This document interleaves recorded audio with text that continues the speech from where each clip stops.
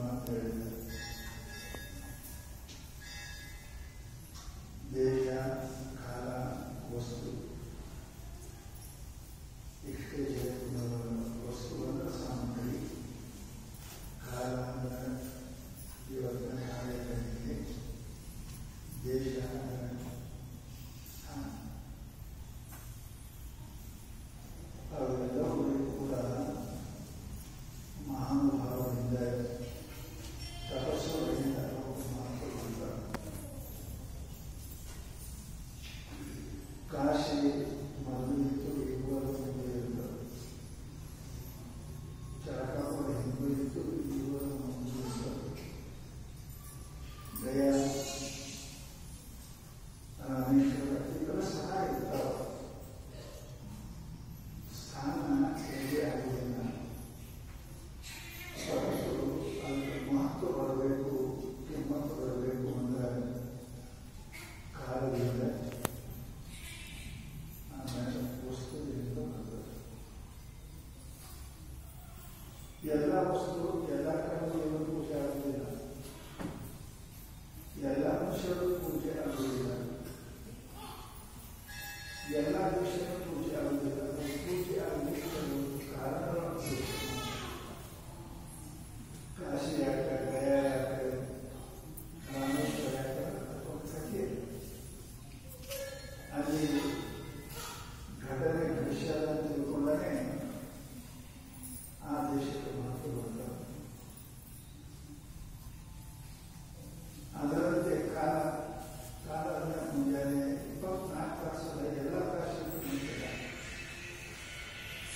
ಯಾವ ಕಾಲಕ್ಕೆ ಮಹಾತ್ಮರು ಜ್ಞಾನವನ್ನು ಪಡೆದುತ್ತಾರೆ, ಪರಮಾತ್ಮ ಪ್ರಾಪ್ತಿಯಾಗ್ತಾರೆ. ಯಾವ ಕಾಲಕ್ಕೆ ನಾವು ಪರಮಾತ್ಮನ ಗುರುವಿನ ಕೃಪಾ ಆಗ್ತದೆ, ಆ ಕಾಲಕ್ಕೆ ಬಹಳ ಕಿಮ್ಮತ್ತು. ಎಲ್ಲ ವಸ್ತು ಎಲ್ಲರಿಗೂ ಕಿಮ್ಮತ್ತು ಇರಂಗಿಲ್ಲ. ಸೋಲಿನ ಕಾಲಕ್ಕೆ 10 ರೂಪಾಯಿ ಕಿಲೋ ಬಹಳ, 10 ರೂಪಾಯಿ ಸಿಗ್ತದೆ. ಬರಗಾಲದಾಗ 3 ರೂಪಾಯಿ ಬರ್ತದೆ. ಅದೇ ವಸ್ತು ಕಿಮ್ಮತ್ತು ಬರ್ತದೆ. ನೀವು ಬರ್ತದೆ 60, 70 ಬಂಗಾರ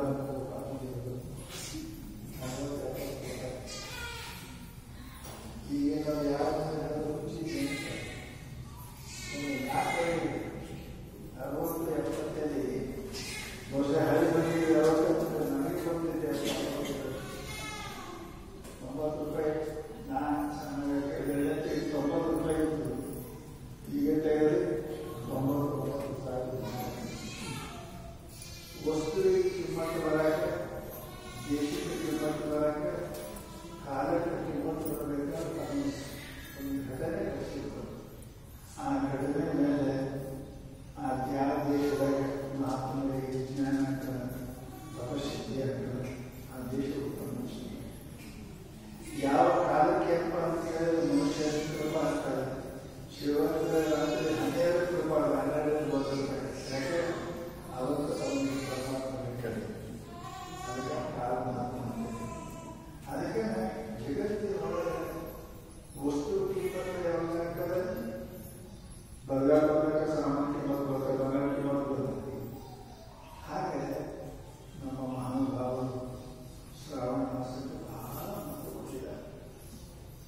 ಯಾಕಂತ ಹೇಳಿದರೆ ಅನ್ಯ ಕಾಲದಲ್ಲಿ ಮಾಡಿದ ತಪಶ್ಚರ್ಯವು ನೀವು ಒಂದು ಮಾರ್ಪ ಮಾಡುವುದು ಈಗ ಒಂದು ದಿನ ಕೂಡ ಸಿಗ್ತದೆ.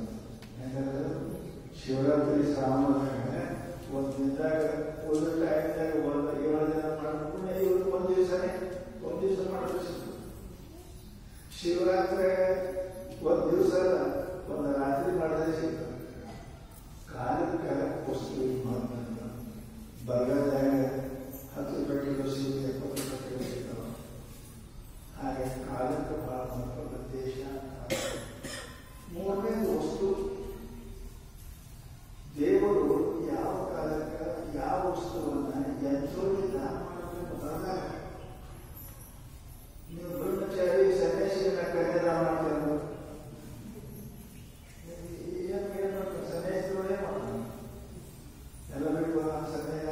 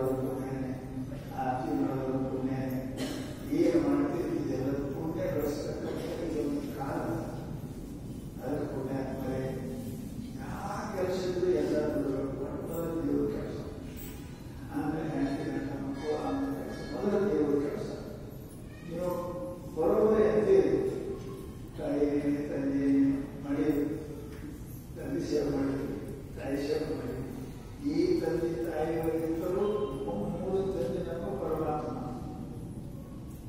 ತಾಯಿ ತಾಯಿ ತಂದೆ ತಂದೆ ತಂದೆ ತಾಯಿ ಆಗಿಲ್ಲ, ತಾಯಿ ತಂದೆ ಆಗಿಲ್ಲ. ಪರಮಾತ್ಮ ತಂದೆಯೂ ಅದನ್ನ ತಾಯಿ ಪರಮಾತ್ಮ ಮಾನವ ಜನ್ಮ ಕೊಟ್ಟಾನೆ, ನಮ್ಮ ರಕ್ಷಣೆ ಹಾಗೆ ಪುಣ್ಯಾತ್ಮರೇ, ಇದು ಅಪರೂಪದ ಒಂದು ಜೀವನ.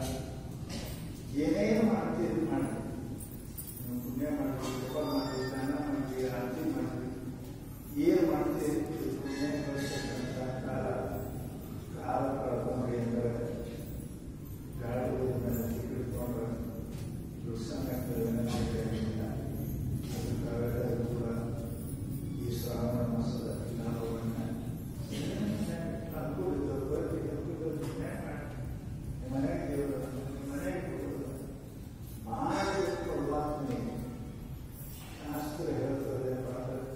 ಬೆಳಿಗ್ಗೆ ಪೂಜೆ ಎಲ್ಲೇ ನಡೆದಿತ್ತು ಅಂದರೆ ಅತಿ ಮುಂದೆ ಹೋಗಬಾರ್ದು ಅಂತ ಕಾಳಿದಾಸರು ಬಹಳ ಸಂದರ್ಭಗಳು ಎಲ್ಲೇ ಗಂಟೆ ಕೇಳಿದ್ರೆ ಅಂಜಲು ಬಂದು ಭಾಳ ಸಮಯ ಕಡೆ ನಿಂತು ಪೂಜೆ ಆರತಿ ಗಂಟೆ ಕೇಳಿದ್ರು, ಆರತಿ ಸತ್ತು ಕೇಳಿದ್ರೆ ಮುಂದೆ ಹೋಗುವುದು ಗೊತ್ತಾಗೋ ಕೆಲಸ. ಒಂದು ಕ್ಷಣ ಸಮಯ ಒಂದು ಕ್ಷಣ ನಿಂತು ಕಣ್ಣು ಮುಚ್ಚಿ ತಿಳಿದಾಗಿ ನಮಸ್ಕಾರ ಮಾಡಿಕೊಂಡು ಪುಣ್ಯ ಬಹಳ ಹಗುರಾಗಿರ್ತಕ್ಕಂಥ ಪುಣ್ಯ ಗಳಿಸೋ ಸಮಯ ನಮ್ಮ ಮಹಾನುಭಾವರಿಗೆ ನೀವೆಲ್ಲರೂ ಆಚರಣೆ ಮಾಡ್ತಾ ಇದ್ದೀರಿ. ಪರಮಾತ್ಮ ಸಿದ್ಧಾರು ನಿಮ್ಮೆಲ್ಲರಿಗೆ ಆಯುರ್ವೇದ ಕೊಡಿ ಅಂತ ಇವತ್ತು